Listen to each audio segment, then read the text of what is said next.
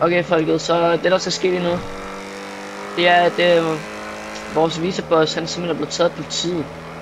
Og så er han blevet smidt op til fængslet. Så nu er MG13 lige på vej ud til ham.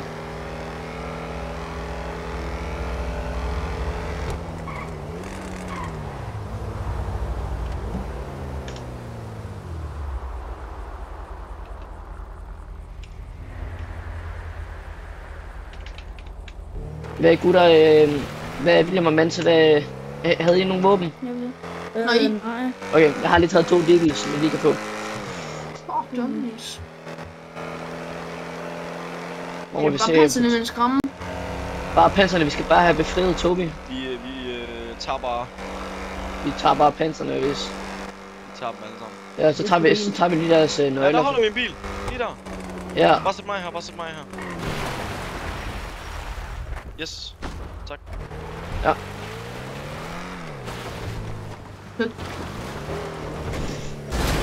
For satan. Nej. Det var ikke særlig godt. Hvad satan, gutter? Ja, sådan der. Jeg fik den nok.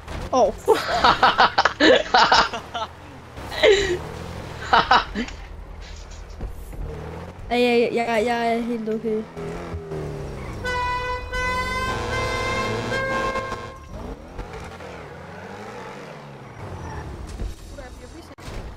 Ja, gutter, I stopper lige. Du tager bare gunpoint på dem, bare tag gunpoint på dem. Hvad? Gutter, jeg bliver mishandlet for helvede. Jeg bliver Hvor står nogle skud her? Hjælp mig, jeg bliver mishandlet. Jeg bliver mishandlet. Tak for helvede, gutter. Op med hænderne, op med hænderne.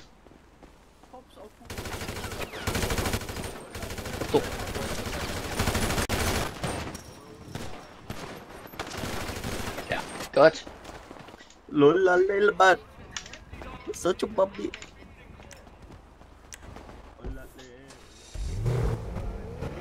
Jeg har lige noget. Fucking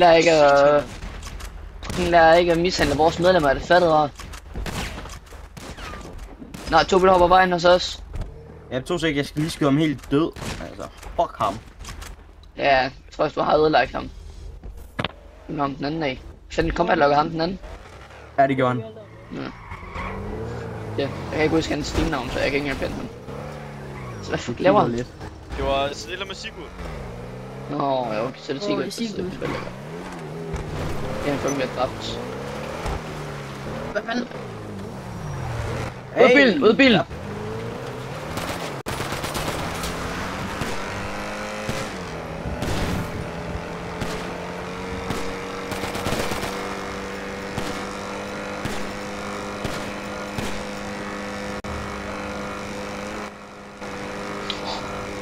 Der er ikke en, der kan slukke musikken. Okay gutter, så det der så er nu, det er at vi har lige fået Tobi tilbage, som er vores viceboss. Jeg er boss. Nu skal vi simpelthen bare, vi skal bare nedlægge hvad der hedder politi. Okay gutter, planen det er at vi nedlægger alt hvad der hedder politi. Så kan de simpelthen lære at lade der være. Er vi enige? Ja. Nej, han er tilbage. Hvad? Han er tilbage. Sigurd. Sigurd. Jeg giver ham lige hurtigt en advarsel. Hvad er hans ID? Ja, han der lige væk. Sigurd Ham den der, er den 19. den. Gutter, hvordan er det, at I ved, hvor han er deroppe? Fordi vi sidder og Ja, rammer. Jeg har lige set ham, og så blev jeg TP'et tilbage til Midtby. Hvordan ved I, han er oppe på fængslet så? Ja, fordi jeg fucking var på Hallo, motorvejen, må jeg min lige- bil den holdt der endda. Sigurd, må jeg lige sige noget? Hvorfor er du no-klipper op til fængslet og stiller dig der? Jeg var deroppe. Nej, du var Nej, du ikke. var ikke. Jeg har lige sat ind i fængsel deroppe, Nej, lad være med at lyve. Jeg gør jeg kan ikke. tydeligt se, at du kom i no-clip. og det gjorde jeg bare ikke. Og det gjorde du bare. Du skal i hvert fald ikke Lad være død. med at lyve, ikke også? Sådan der. Jeg går ind og holder øjnene under til. Et dadler. Ja, han no-clippede væk. Så der, vi nedlægger alt hvad der hedder politi. Alt politi, det skal bare nedlægges. Jeg har ikke flere skud, jeg kan ikke åbne min rygsæk. Har du ikke haft flere skud til? AK. Fandme sørgelig. Ja, jeg har Jeg har kun, ingen våben på mig, eller jeg har AK på mig, men jeg har ikke nogen skud til lov. Den problemet er, at han kan ikke åbne sin fucking rygsæk, der er et eller andet galt. Men det er kun med ham. Ja, naturligvis. Jeg føler lidt, at hans den er sådan lidt TX-boostet. Jeg føler sådan lidt, at hans den også er TX-boostet. Det var den også. Ja, prøv at se, nu kører vi op med ham.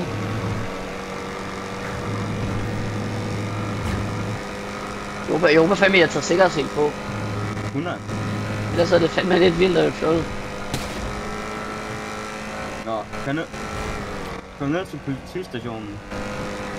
Skal vi se, er den her? Var det ikke? Nej, det er der ikke. Ja, du kan ned til politistationen. Vi plaffer hele lortet.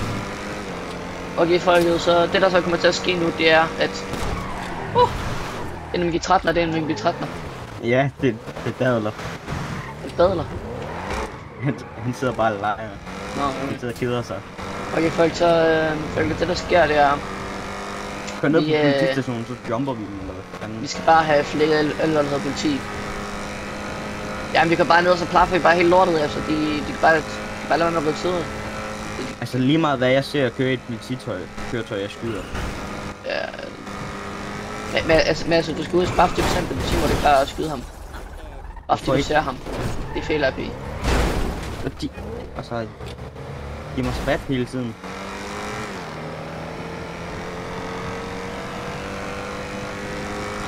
Kommer der egentlig bandekrig i morgen? Det ved jeg ikke. Vi må se, altså... Det bliver sådan noget med at skyde ret meget efter os hele tiden. Kan du ikke bare sætte mig i Midtby Garage? Jo.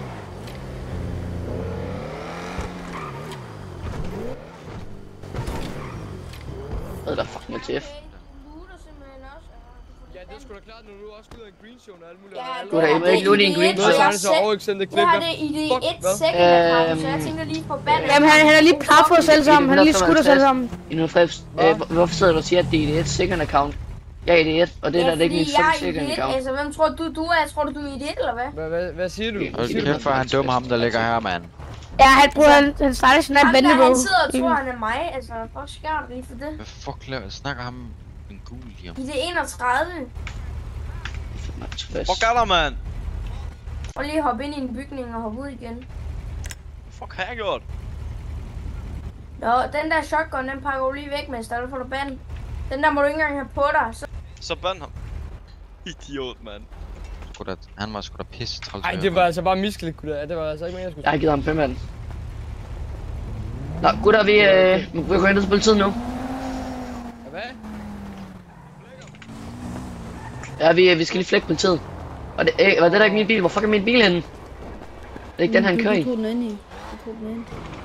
Åh, det skulle da rigtigt. Kan vi ikke lige slette nogle af alle de her Mercedes'er? Jo, det gør I bare. Det gør Gum. Bare lige slette nogle af alle de der Bare få Gum Mercedes. til det. Okay, vi skal bare flække politiet.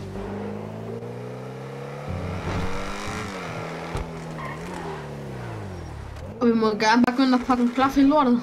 Nu går bare gå ind og plaffe dem. Selv hvis de er inde i BD, må vi godt gå ind og plaffe det lort. Og han er sgu lavet i gang. Ja, det kan jeg Hop godt ind i bilen, hop ind i bilen.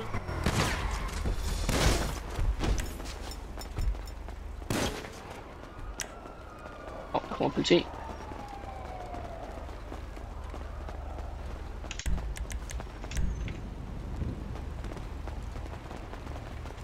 Jeg tjekker lige ind på.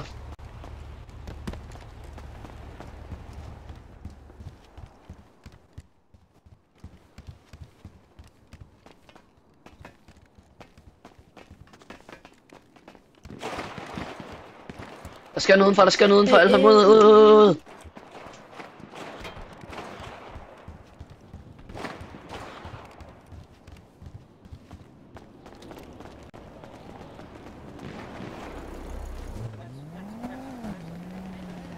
Moin. Hvad skal Hej du butikken. frem?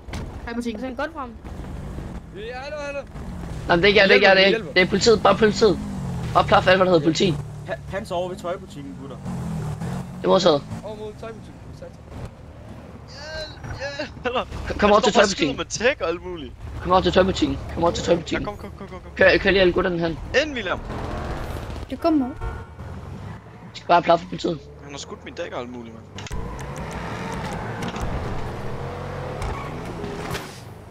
Og sæt mig her, bare sæt mig her.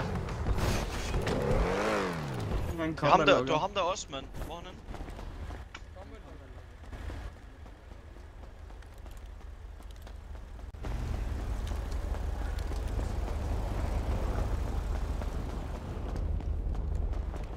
Hvor gør ham der også med hende?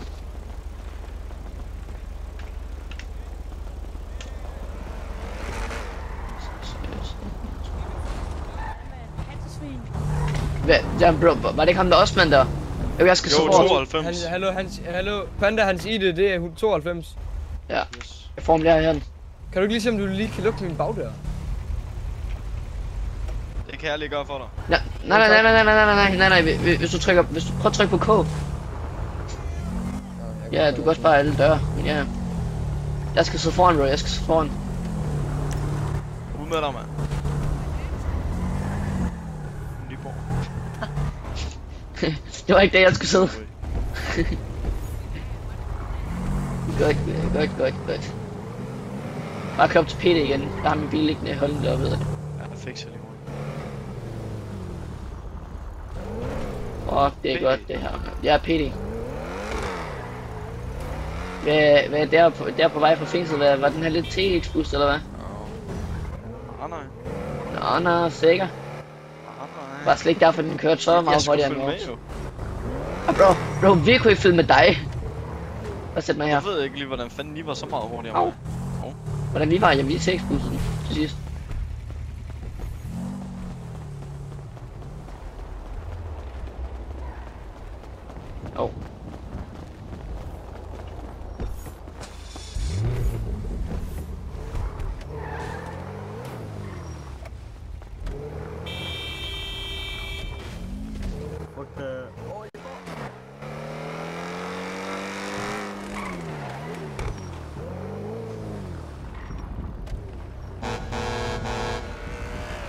Vi kan Mafia Hotel. Okay, ja, det hørte den så ikke.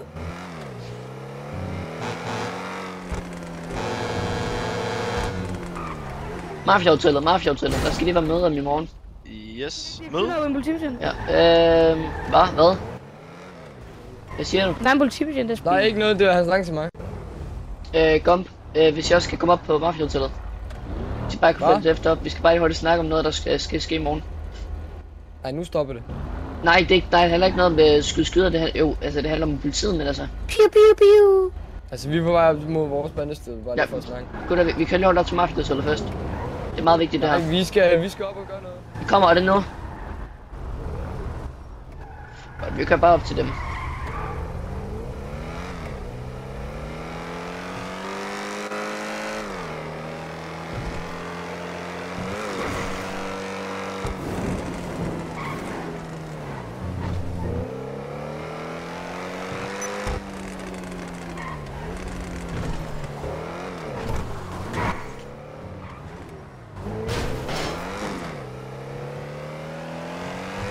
Okay.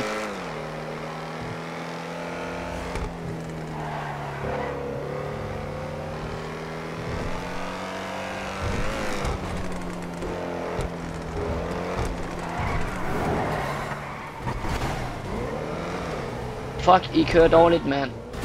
Altså. Hallo? Hvad, Panda, var det dem, der vi var i krig mod, eller hvad? Nej, vi har bare været, vi er lidt uvenner med dem, men altså, jeg tænker, vi lige planlægger at kæmpe for at politiskyderi i morgen. Nå? Alle bander mod politiet. Jeg er fandme glad for, at jeg ikke er i politiet med. Ja, det skal du også være. Altså, når vi skal snakke rundt i sådan en halv time. Bare kørt rundt. Altså, hvor fanden er det henne? Men, hvor er det henne? Prøver du at følge efter os for at dræbe os? Nej, for at snakke med jer for helvede. Jeg tror du kørte efter os for at skyde os eller sådan noget. Nej, jeg ved det skulle bare på, at vi op ved jeres fucking vennested, så vi kunne snakke. min bil? Jo, hallo, kan vi egentlig ikke... jo, ved du hvad? Jeg fandt lige min bil, fordi den har næsten ikke med benzin. Så kan jeg godt fikse den, så kan jeg lige køre. Vi følger bare efter jer. Ja, det er jo.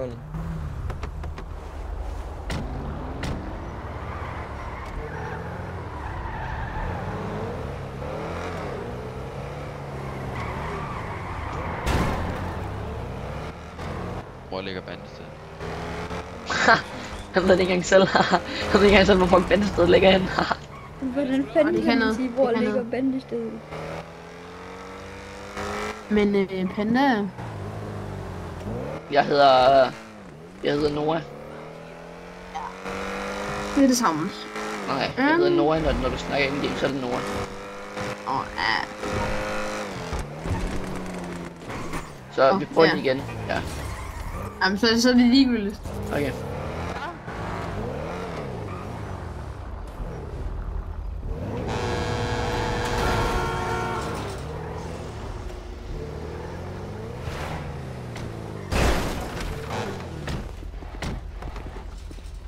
Fuck er det for noget pjat? Kør bare ind i Kunne der pakke lige våben væk? Vi kommer også... Vi Kun jeg afventer snakker ikke support. våben. Kan vi lige... Kan du lige føre os ind? Vi skal lige snakke alle sammen. Ja, gutter kom.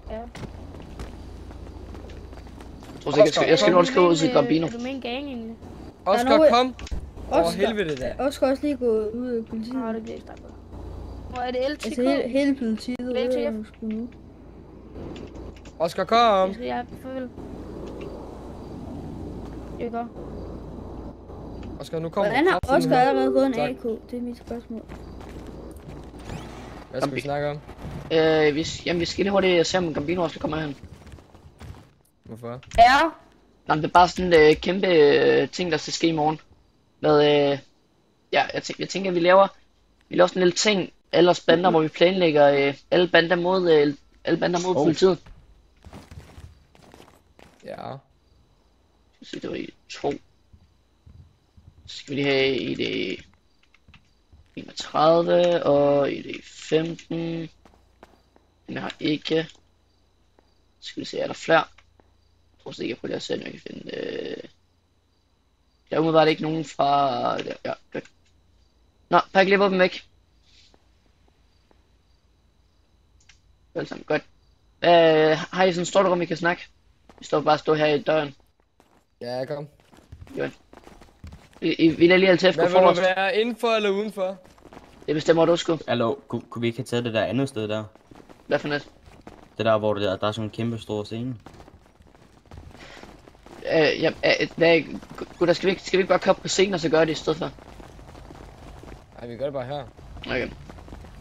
MG, I stiller lige bag ved mig og... Så lige bag ved mig og Nono. Mig og Tobi. Medlemmer bag ved mig og Tobi. Mig og Tobi skal lige stå forrest. Godt.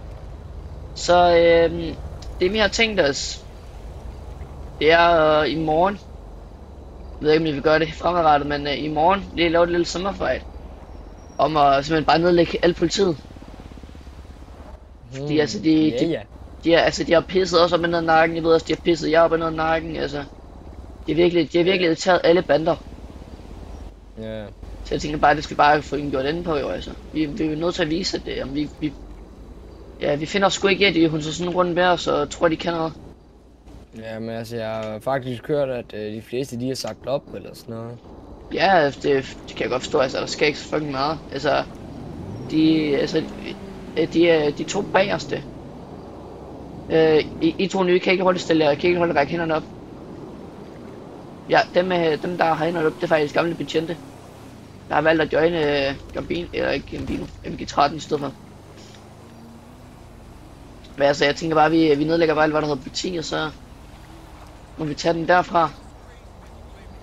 Og finde ud af, hvad der skal ske derfra.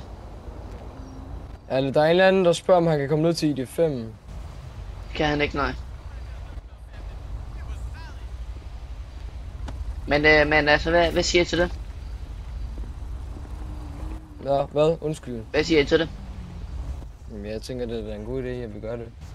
Lægger politiet med. Jeg tænker, vi skal også lige have fat i Gambino. Okay, jeg kan lige se... ja, jeg skal lige høre. Vil I gerne være med til at nedlægge alt hvad der hedder politi i morgen? Sammen med også LTF. Altså, kan I andre høre, hvad han siger? Nope. Niks. Okay. Sådan der. Ja, sådan der. Nå, altså vi har lige snakket om at lave sådan en dag i morgen, hvor det hedder bande mod politi. Nej, tak. Nå, jamen så gør vi det bare. Okay, det er fint nok. Yes, Men altså, der kommer også an på, om der rent var sat bander. Hvad? Nej, undskyld, politi hedder det. Nå, ja. Men altså, vi gør det selvfølgelig, når der er mest politi ind. Så Ja, okay. vi skal lige have fikset vores radioer.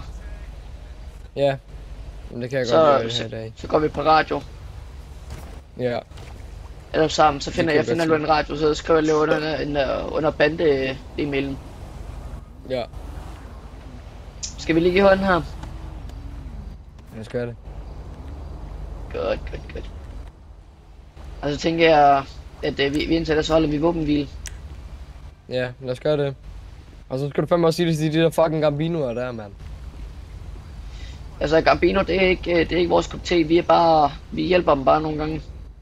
Ja, okay, fint nok. Altså jeg ved ikke om du også sagde mig til Men det. så skal I fandme heller ikke komme op og slikke mig i røven, når jeg skyder, hvis de skyder efter os, og vi skyder efter dem. Nej, altså selvfølgelig så tager vi bare nogle snak med, hvis vi har plaffet jer, så fortæller I bare, så hvis fordi de har startet med at plaffe jer, så kommer jeg bare op igen, så giver vi jer lige medkit. Nej, okay. Jamen, skal så ikke bare sige, at vi er kvitt? Jo, var lad os det. sige det. Godt. Vi ses. Vil I føre os ud, eller? Ja, lad os gøre det. Godt. Vi vil lige have til at gå forrest igen. Du skulle vel ikke have en ekstra IQ? Det er mig. Ja. Jeg kan love dig trylle. Glem lidt. Jeg skal bare lave dig at være færdig med det her. Jo, jeg tror faktisk, der ligger en ude i min bil. Og det skal være helt langt. Øh. 20. Værsgo, gutter. Mange tak. Og tak. Men have en god dag. Kom godt hjem. Jo, tak lige meget. Eller jeg er allerede hjemme. Klar. Jeg er opdaget lige.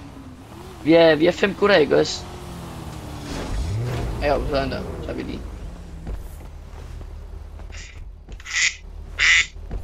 Perfekt.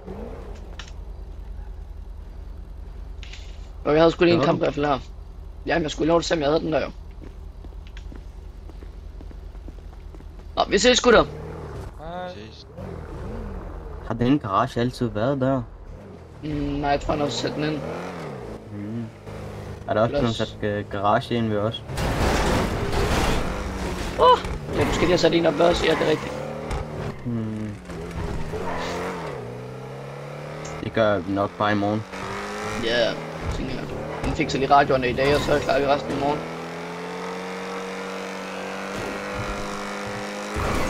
Nå, du får lige hurtigt den der, da vi kommer op til Mafia-hotellet, og Yes. så smutter jeg. Kan du godt give mig skud? Hvis Ja, ja. der var det. Jeg har skud. I kraft.